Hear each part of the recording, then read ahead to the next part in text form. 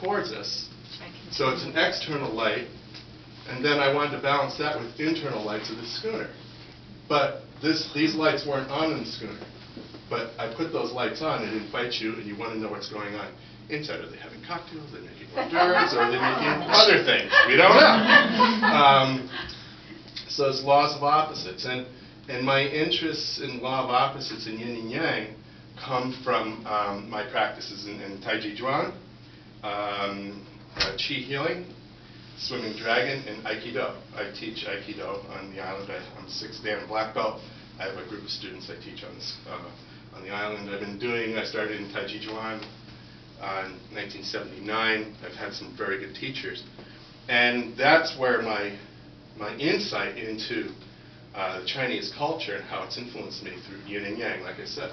Also, the way I paint is how I feel about how trees grow. So my brush, I'm not just dabbing paint. I'm turning it, twisting it, turning it, and I get this natural feel that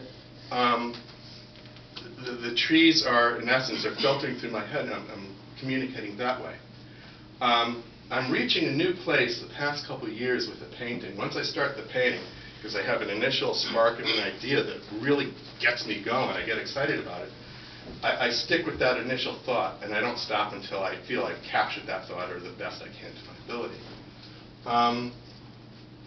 But when I'm painting, I get in this zone that it's kind of passing through me, because your subconscious mind, this is the conscious mind right here, the thumbnail.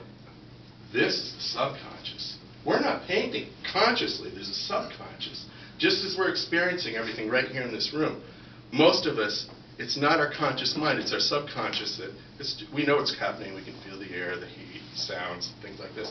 The subconscious is very deep. So what I mean by that is that I'm listening to the painting and let it tell me what it needs. So I'm just kind of the medium letting it happen.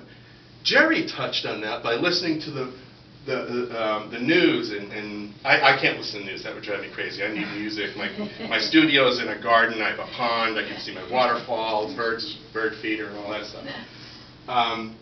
But I let the painting tell me what it wants. All I have to do is listen and show up. And if my mind's clear, then I know. I instinctively know where to go.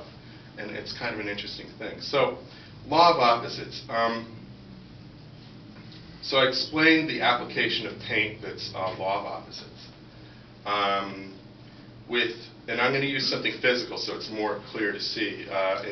In Tai Chi, I'm just going to do a couple moves. There's probably a lot of people here that know Tai Chi and do it better than I. But I'm going to do a couple moves, and I'm going to get naked, because law of opposites. Everybody else, you all, you're getting your demos closed, so no, don't get scared.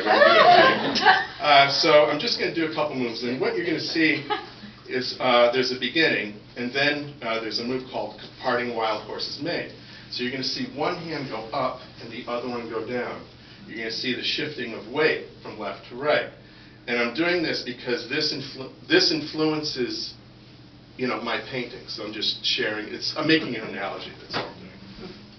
So I can do this without tripping over the carpet. So.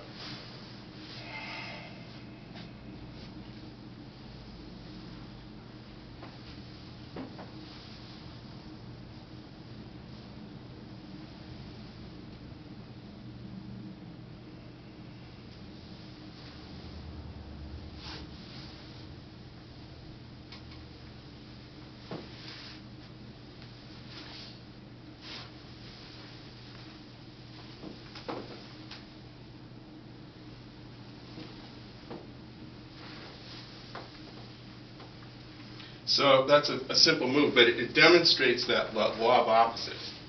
Now, yin and yang is in us right now.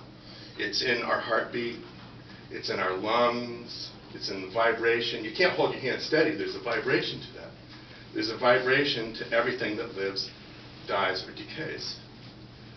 There's very little that doesn't change on this planet. It's in a constant state of evolution and growing.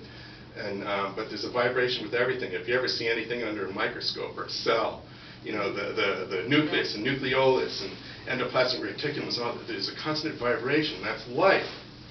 Light, what paint is a series of